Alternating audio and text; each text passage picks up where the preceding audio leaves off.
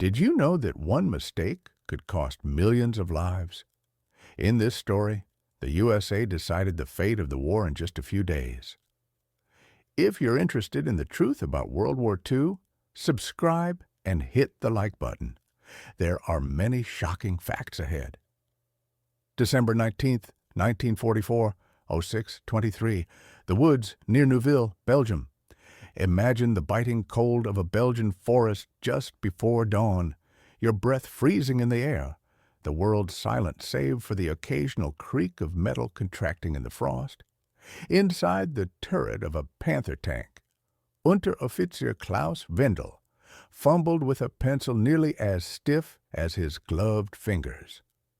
He scribbled in his personal notebook, steam curling from his lips. The Americans have a new hunter. We hear them, but never see them. By the time we turn the turret, they're gone. Yesterday, 3 of our Tigers destroyed. He raised his eyes to the dark expanse beyond the tree line, peering through the commander's cupola. Somewhere out there, cloaked by the thick shadows of the Ardennes, the 705th Tank Destroyer Battalion's M18 Hellcats crept into firing positions. What Wendell could not have foreseen, what no German tanker was prepared for, was that in precisely 17 minutes, his perception of armored warfare would be utterly demolished. Everything he thought he knew about tank combat, honed over 5 brutal years on countless fronts, was about to be upended by a machine that seemed to break every sacred rule of panzer warfare. The Panther, Germany's armored pride, boasted a 7.55 high-velocity cannon capable of piercing any American tank from 2,000 meters.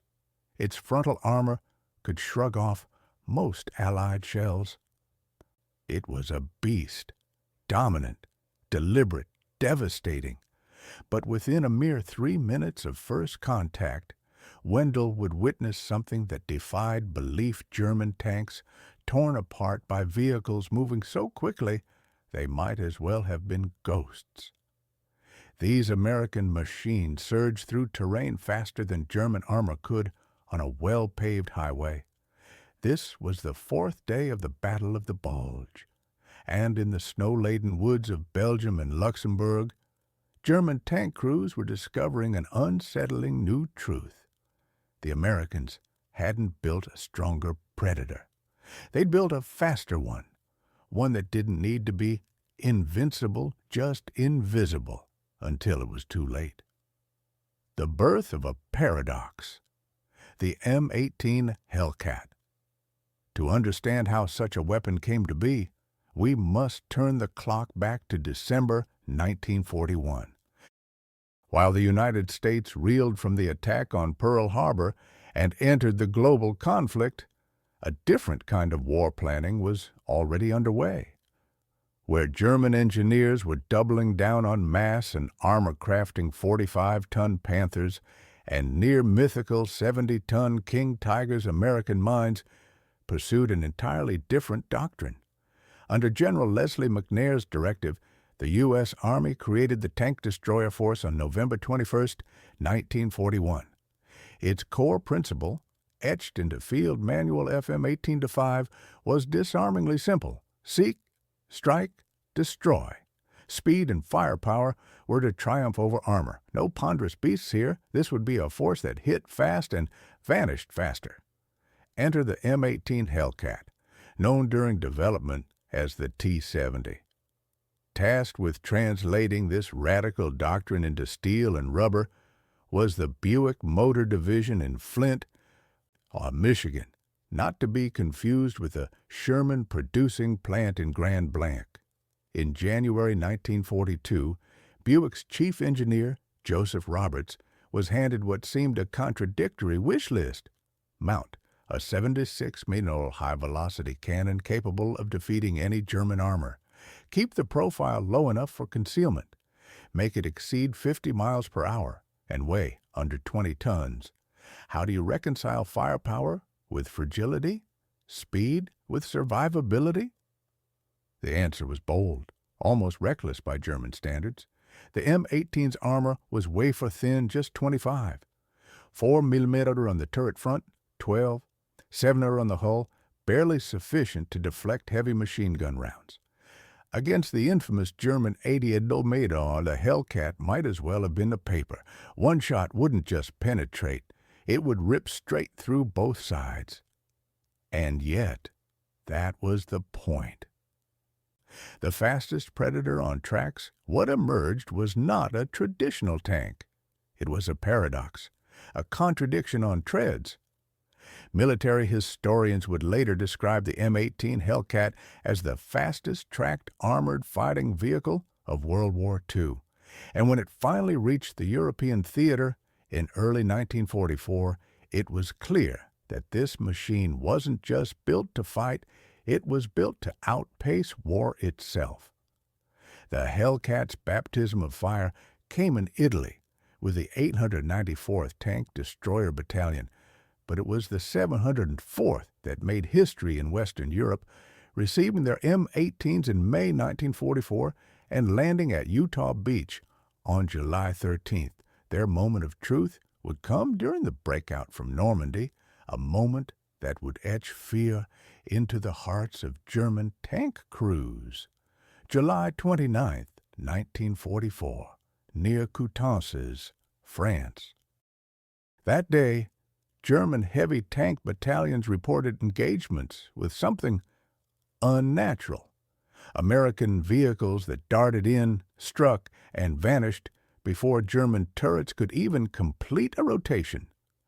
After-action reports from that encounter were chilling. Speeds estimated at 80 kilometers per hour over uneven terrain. Engagements lasting no more than 3 minutes. 3 minutes. For a German Panther, a full turret rotation took 60 seconds. A Hellcat could appear, fire, destroy, and disappear, all within the time it took a Panther to line up a single shot. Now, imagine you're Klaus Wendell again, staring into the black forest, unaware that something wickedly fast is watching you, and it's not coming for a duel. It's coming for a kill. Imagine this. 3 minutes. Just 3 minutes. That's all the time it took for a German Panther crew to hear a whisper of movement, swing their lumbering turret, identify the ghost-like shape darting through trees, and die. Why? Because by the time those precious 180 seconds ticked away, the American M18 Hellcat had already vanished nearly a mile and a half away. That wasn't myth, that was math. Speed, that killed. The M18 Hellcat was not just fast, it redefined what speed meant in armored warfare. On open roads, it could sustain 55 miles per hour, touch 60 without a governor, and rocket from 0 to 30 Mach-Hoch in 7 seconds. Even cross-country, it held 26 tromps, still faster than most German tanks could achieve on perfect roads. For comparison, the Panther's maximum cross-country speed hovered around 15 miles per hour. Against a Hellcat, it was like racing a boulder against a bullet, and the terror wasn't unfounded.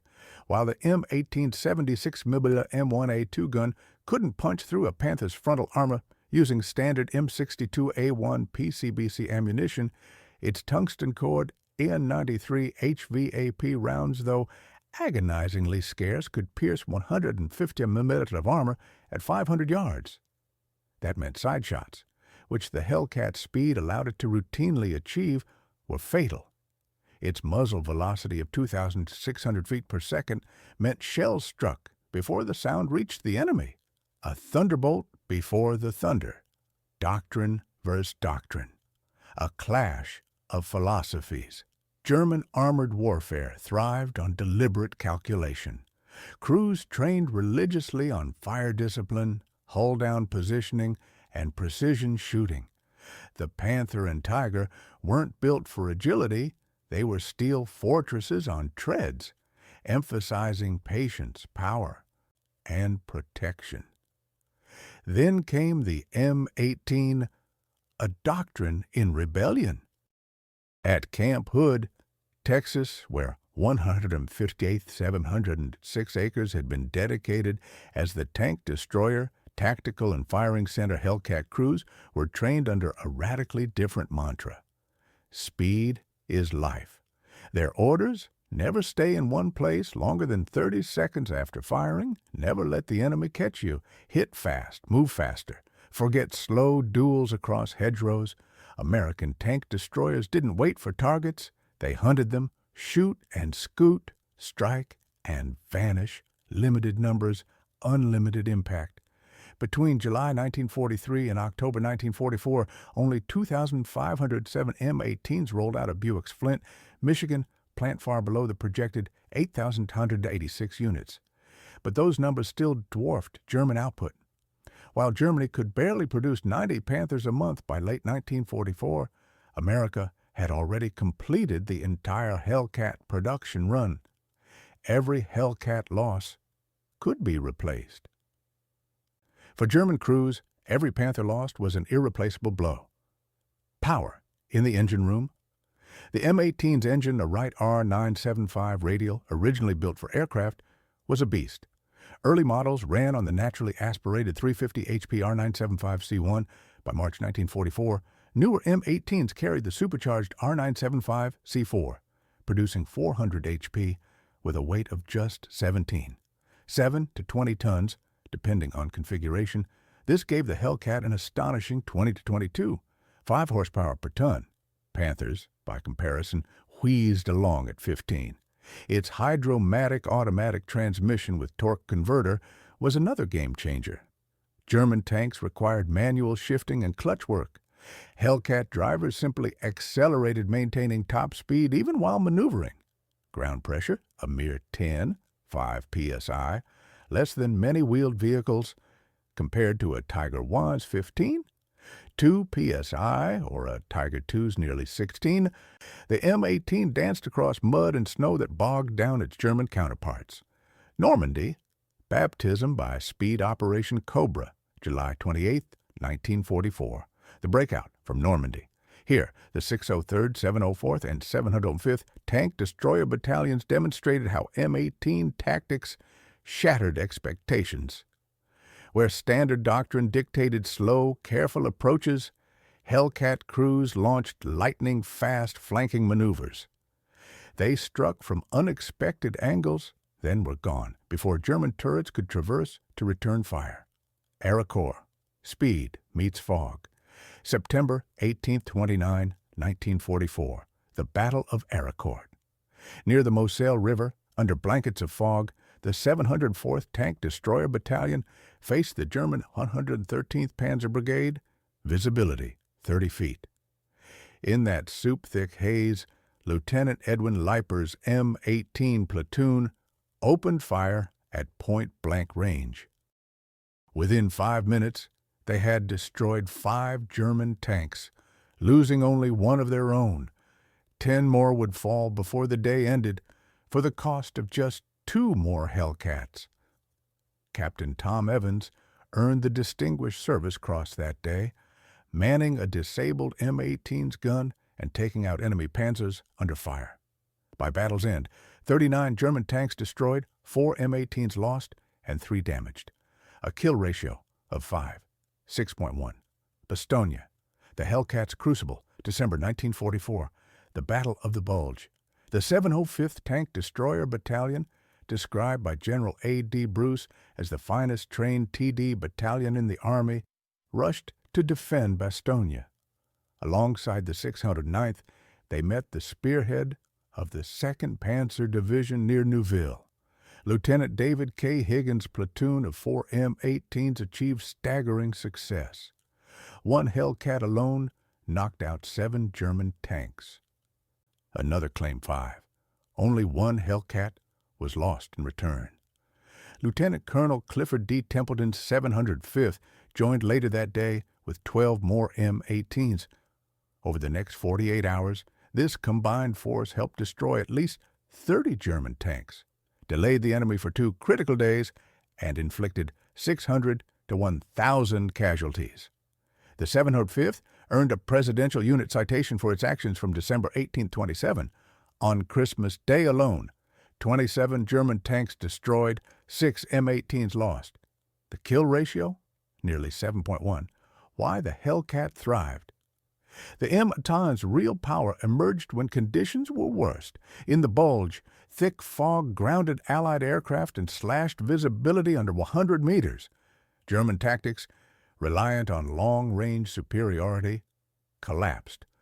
Hellcats, trained for close-range ambushes at Camp Hood's unique battlefield simulation course, thrived. Where King Tigers needed special Class 70 bridges to cross rivers, the M18 could skim across nearly any Class 24 structure, a loaded truck bridge. This agility proved vital during the Rhine crossings. As German behemoths hunted for bridges sturdy enough to carry their weight, Hellcats crossed on makeshift spans built in hours by U.S. engineers. Industrial war, strategic reality. By war's end, Germany had produced roughly 6,000 Panthers, or 92, King Tigers, 1,147. Tiger is the U.S., by contrast. Produced 49,234 M4, Shermans 2507, M18, Hellcats 324, M10 tank destroyers, 173, M36 tank destroyers, 84 10 other armored vehicles. For every German tank, there were dozens of American ones. The mathematics of war were merciless.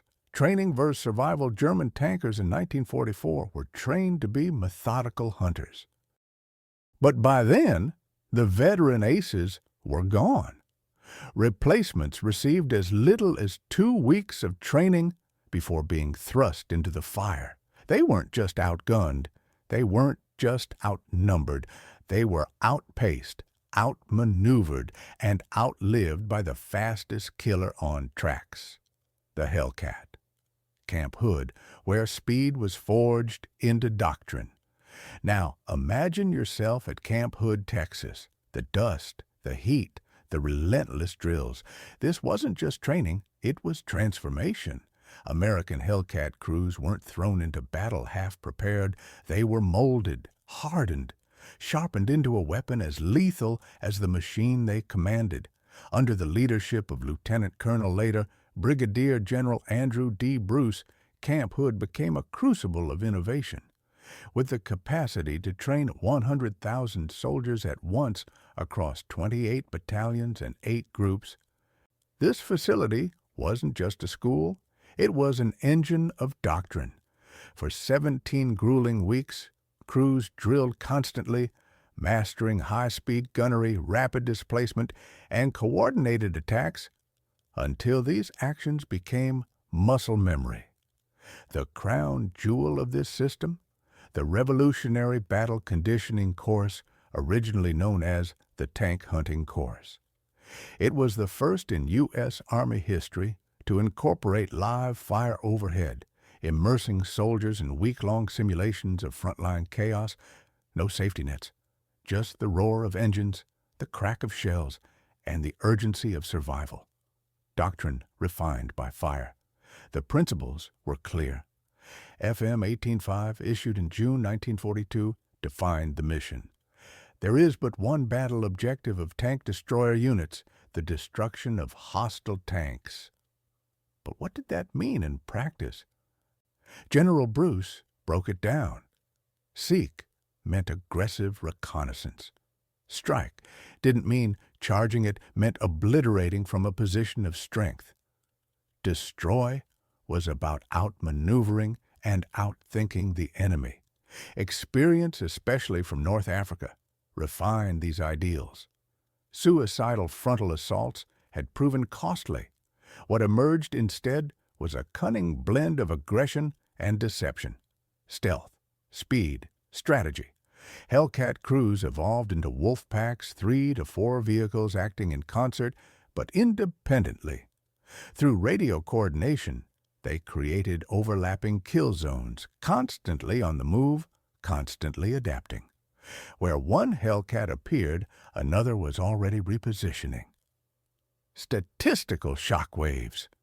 By war's end, the numbers spoke volumes. The U.S. Army Historical Foundation recorded 526 confirmed enemy armored vehicle kills by M18 units, 498 in Europe, 17 in Italy, 11 in the Pacific. With approximately 216 M18s lost to enemy fire in the European theater, this produced an extraordinary kill-to-loss ratio of 2, 3.1 in Europe, and 2, 4.1 overall, the highest of any U.S. tank or tank destroyer in World War II. Some units far exceeded this average. The 603rd Tank Destroyer Battalion tallied over 90 AFV kills. The 704th, already legendary for Ericourt, posted similar results. The 705th at Bastogne destroyed 40 tanks for just 6 Hellcats lost, and the 601st, it achieved a staggering 23.1 kill ratio, the highest recorded. The price of vulnerability. Yet such performance came with risk.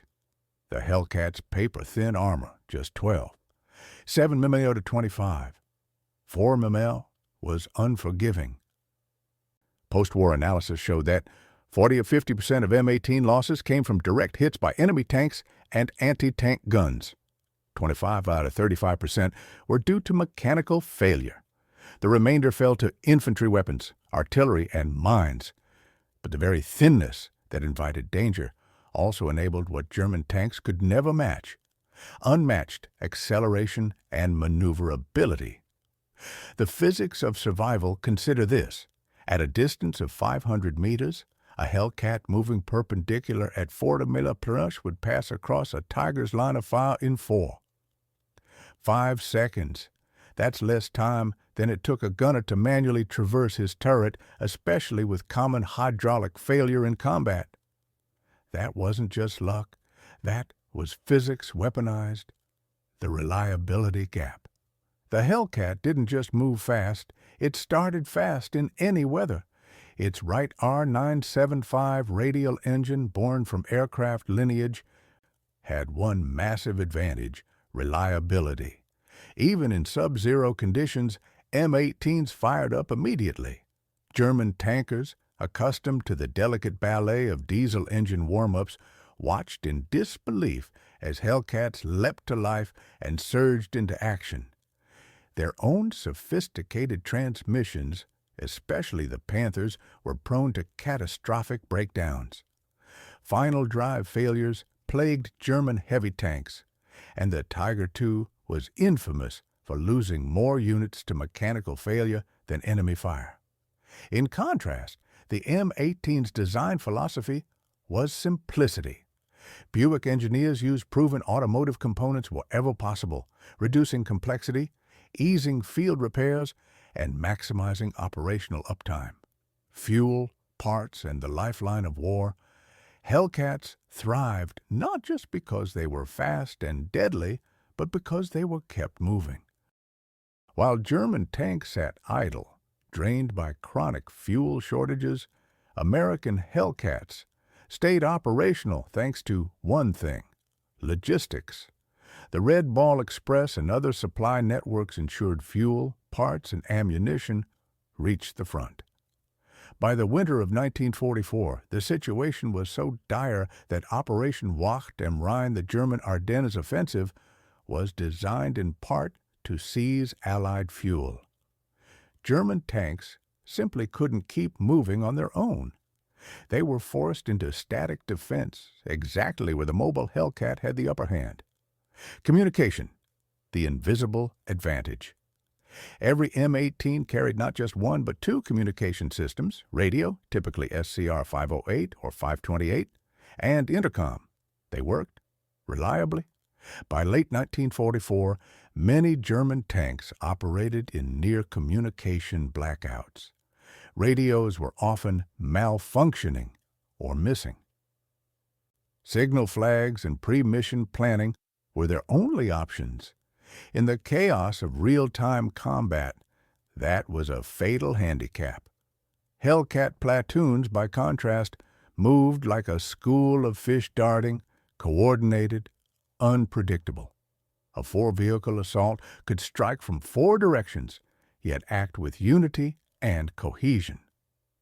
They weren't separate tanks. They were a single organism. First blood in Italy. Before the breakout across France, before the frozen forests of the Ardennes, there was Anzio. May 1944. The 894th Tank Destroyer Battalion's M18s faced the elite Hermann Göring Panzer Division. The terrain? Rolling hills, vineyards, and stone walls ideal for ambushes, but seemingly poor for fast-moving vehicles. Yet the Hellcats thrived. They climbed 30-degree slopes with ease, leaving German tanks in disbelief.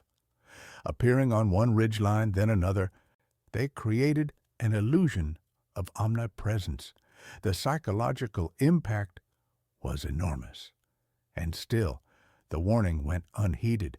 German high command remained fixated on the Eastern Front, blind to the storm brewing in the West. Winter's test, the final proof. The cold of winter, 1944-45, was not Hellcat's weakness. It was its proving ground. Where Tigers and Panthers stalled in snowdrifts, their ground pressure and mechanical fragility proving fatal, the M18 glided. Its wide tracks and 5 psi pressure allowed it to roam freely where heavier tanks sank.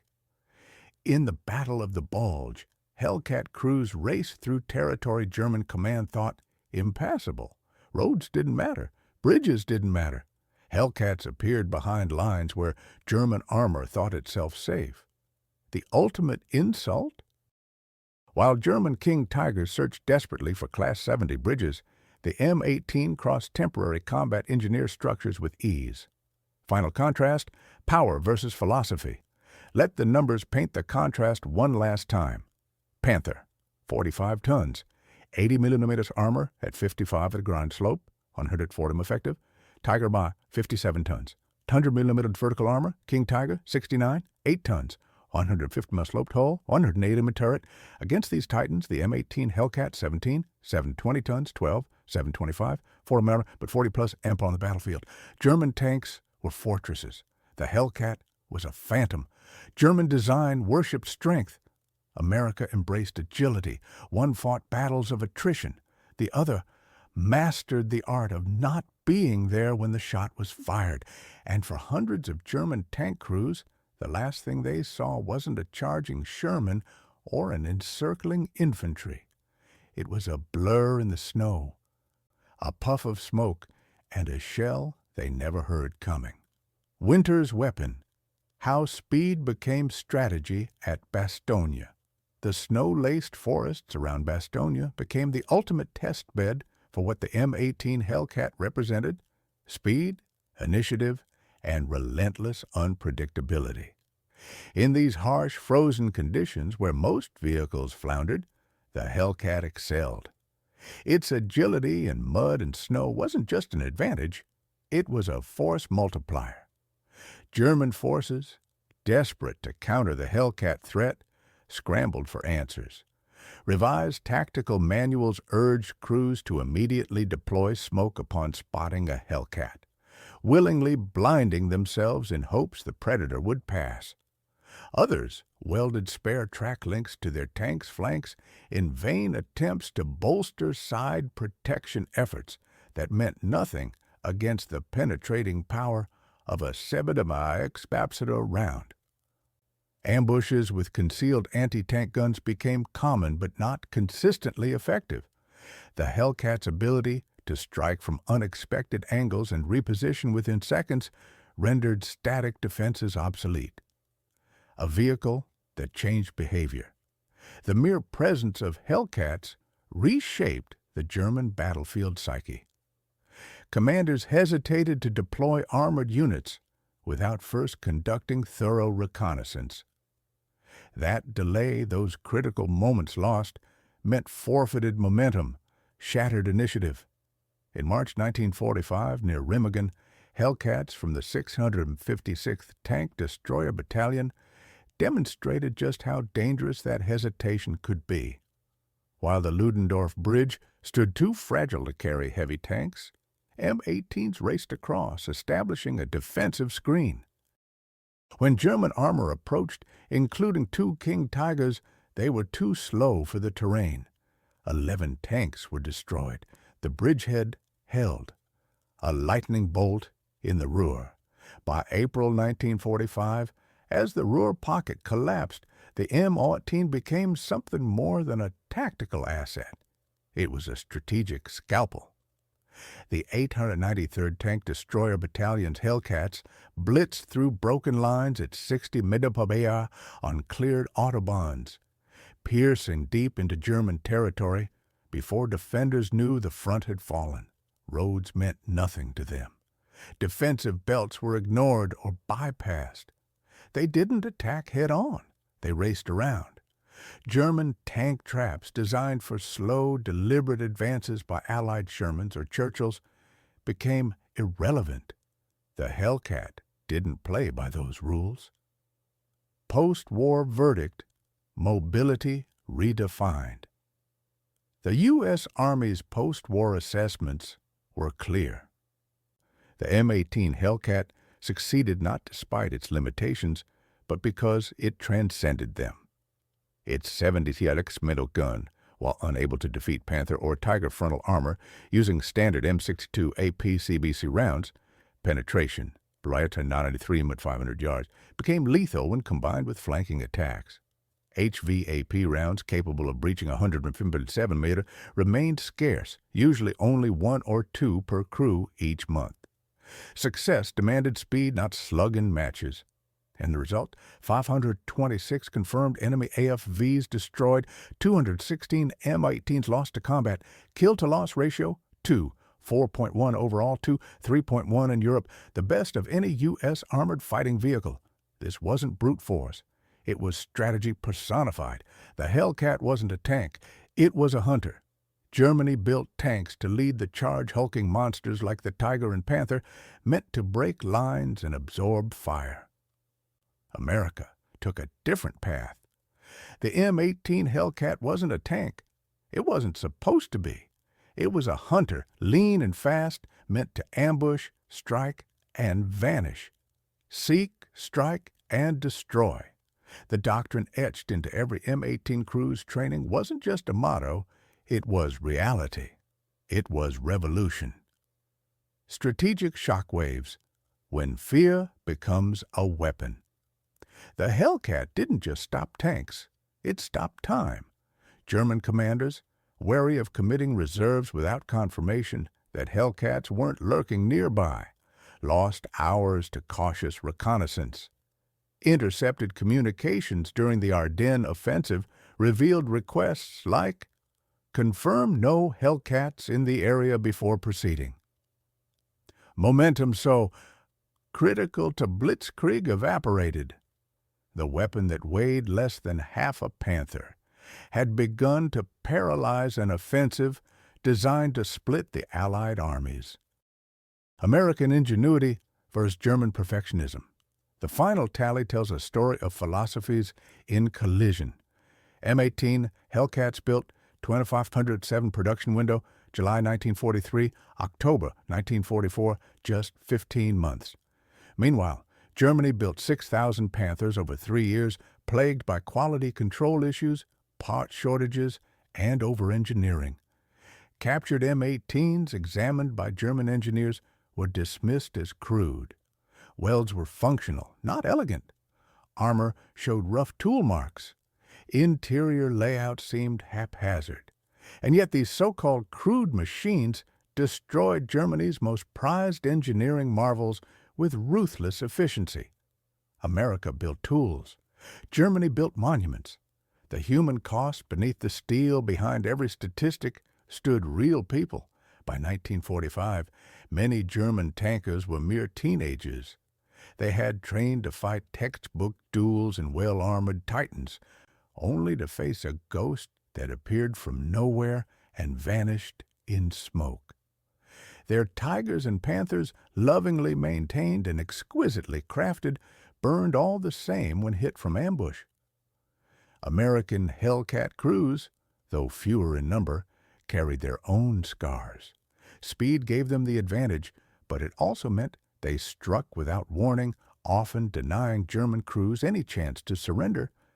And when an M18 was hit, the outcome was frequently catastrophic.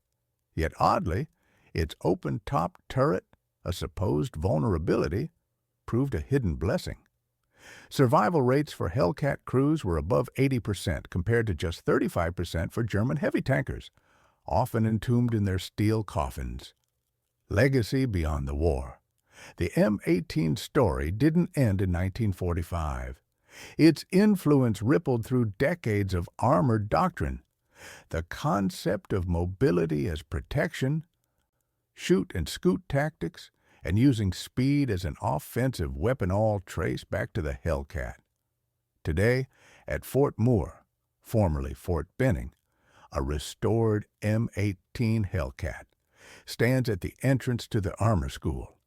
Its plaque does not boast of armor or firepower. It honors the machine for what it truly was: the fastest armored fighting vehicle of World War II. Proof that American ingenuity and mass production could defeat the enemy through speed and tactical innovation. Final tally: the Hellcat's legacy in numbers. Total built, 2,507 manufacturing period, 15 months combat losses, 216 confirmed enemy kills, 526 highest kill ratio of any U.S. armored vehicle in World War Pros. But beyond the figures, the M18 Hellcat stood for something more profound. It represented a shift in the very nature of war, away from brute strength and toward precision, initiative, and the ruthless application of speed. It didn't need to be indestructible, it just needed to be there first. Fire first, move first, and vanish. Winter's weapon. When speed became the sharpest blade at Bastogne picture, the Ardennes blanketed in snow, silence broken only by the distant rumble of engines. This was not merely a battlefield, it was a crucible. And in these frostbitten woods, the M18 Hellcat wasn't just surviving, it was thriving. Bastogne became the proving ground for everything the Hellcat represented: velocity, initiative, and tactical unpredictability. Where heavy armor bogged down in the sludge and snow, the M18 glided. Its mobility didn't merely provide advantage, it became a weapon in itself. German forces, scrambling to counter this phantom threat, updated their tactical handbooks with desperation in every line. Spot a Hellcat, deploy smoke immediately, blind yourself to buy time. Others bolted spare track links to their vehicles, hoping to toughen their flanks. It didn't matter. Against a 76mm shell fired with precision and speed, these improvisations were as effective as paper shields. Concealed anti-tank guns waited in ambush, but as Hellcat didn't play by static rules, it struck from directions no one expected, vanished before sights could find it. The battlefield, once a chessboard of heavy armor, was now a hunting ground, and the Hellcat was the predator. A presence that altered command. Decisions. The effect wasn't limited to tactics, it seeped into strategy, morale, behavior. German commanders hesitated. They delayed armored movements, insisting on reconnaissance before deployment. Initiative bled away. Every second spent seeking Hellcats was a second lost to Allied momentum. In March 1945, near Remagen, the danger of that hesitation became lethal. With the Ludendorff Bridge too fragile for heavy tanks, M18 Hellcats from the 656th Tank Destroyer Battalion crossed swiftly, forming a deadly screen. When German armor, including 2 King Tigers, finally moved in, it was too late. 11 tanks were destroyed.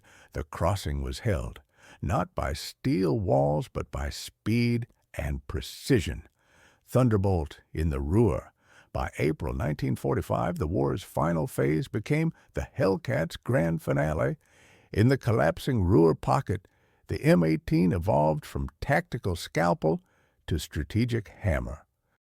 On cleared autobahns, 893rd Tank Destroyer Battalion Hellcats raced at 60 mph, tearing through German lines, appearing deep in rear positions before commanders even realized the front was breached.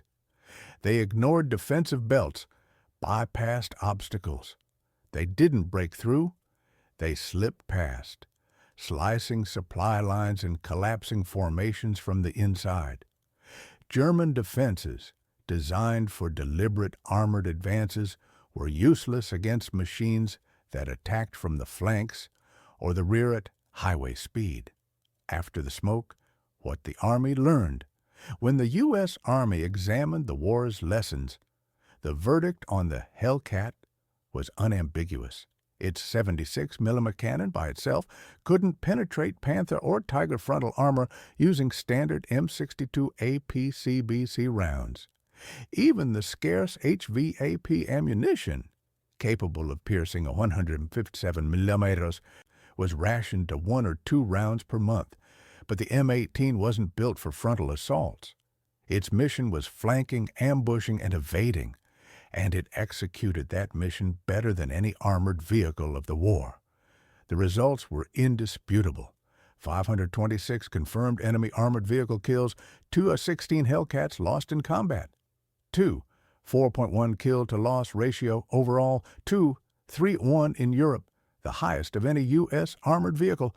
It wasn't armor, it wasn't brute force, it was speed, training, and revolutionary doctrine. Not a tank, a hunter. The Germans built Titans, the Tiger, the Panther, Goliaths forged to lead assaults, absorb punishment, and overpower everything in their path. The Americans built something else entirely. The M18 Hellcat was never meant to slug it out. It was meant to strike, then vanish. It was a sniper on tracks, a ghost with teeth. It lived the doctrine branded into every crew's mind: seek, strike, destroy. This wasn't just theory. It was revolution in steel, fear without a shot. Fired the Hellcat's impact extended far beyond the tanks it destroyed. Intercepted German communications during the Ardennes offensive revealed how deeply it rattled command nerves. Orders were stalled. Troops frozen in place until confirmation came. Ensure no Hellcats in the area before proceeding. This wasn't armor warfare. It was psychological warfare. German commanders, haunted by the Hellcat's ghostly attacks, surrendered their most precious weapon: momentum. A vehicle weighing half as much as a Panther had brought parts of the Blitzkrieg machine to a dead stop through fear alone. Mass production versus masterpiece engineering. And yet, the Hellcat was no monument. Tiger 507 M18s were built in just 15 months, July 1943, October 1944. In comparison, 6,000 Panthers built over 3 years, German production constantly choked by part shortages, over-engineering, and slow output. Captured Hellcats were examined with contempt by German engineers. Welds were functional, not refined. Plates bore tool marks. Interiors were cramped, awkward. No symmetry, no art. But in combat, it wasn't art that mattered. It was function. And the Hellcat functioned brilliantly. America built weapons. Germany built heirlooms. The battlefield showed which mattered more. Behind every shell a story. But these weren't just machines. They were vessels for human lives. By 1945, many German tank crews were barely out of school. Their entire training aimed at methodical duels and precision marksmanship was rendered useless by a foe they couldn't see until it was too late. Their Tigers and Panthers, lovingly maintained, were set ablaze by ambush fire from machines that shouldn't have been there at all. Hellcat crews bore different scars. They often struck without warning, denying enemy crews the opportunity to surrender. When their vehicle was hit, its light armor meant catastrophic losses. And yet, ironically, the open turret that exposed them to danger often saved lives. Over 80% of Hellcat crews survived hits. German crews? Only 35% typically emerged from burning Tigers or Panthers. Legacy and doctrine, not just history. The Hellcat story didn't stop at the German border. Its DNA is alive in every doctrine that values mobility over armor, every formation that trains to shoot and scoot, every battlefield philosophy that sees movement as survival. Today, at Fort Moore, formerly Fort Benning, a fully restored M18 stands sentinel at the entrance to the armor school. Its plaque doesn't boast of firepower or armor thickness. It honors something deeper. The fastest armored fighting vehicle of World War II. Proof that American ingenuity and mass production could defeat the enemy through speed and tactical innovation. The final accounting. The numbers and the legacy total. M18 Hellcats built. Tough 507 production span. 15 months combat losses. 216 confirmed kills. 526 highest kill ratio of any U.S. armored vehicle in WNPA. But numbers alone cannot capture what the M18 Hellcat truly was. It was the rejection of brute force in favor of brilliance. The refusal to meet strength with strength, and the decision to outthink, outrun, and outfight instead. It never needed to be the strongest. It just needed to be first. To fire first, to vanish first, and to leave only fire and confusion in its wake.